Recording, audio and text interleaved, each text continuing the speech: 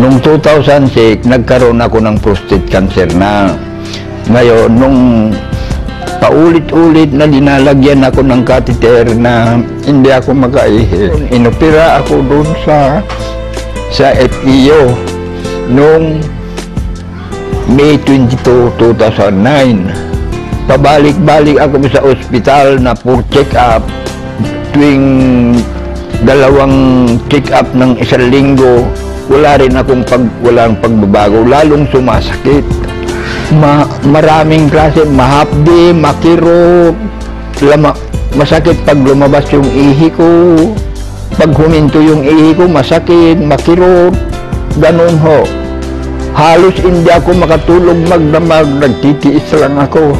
Lagi akong nakahiga, maski na nung pumunta sila nung dito, hindi ako makatagal ng mga 10 minutes na nakaupo ng ganito. Saka yung pagpunta ko sa FEO, pag pumunta ako, gagastos ako ng 5,000 pinpunta ako.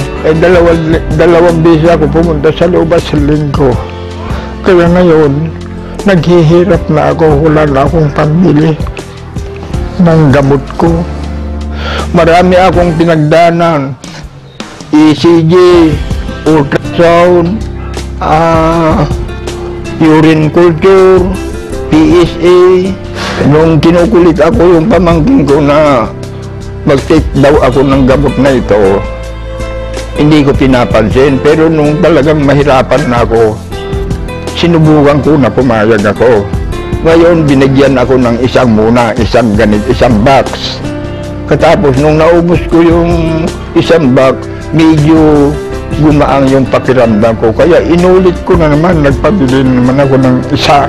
Ito, C247, ito ang nagpagaang sa katawan ko, yung sakit ng nararamdaman ko na hapdi, kirot.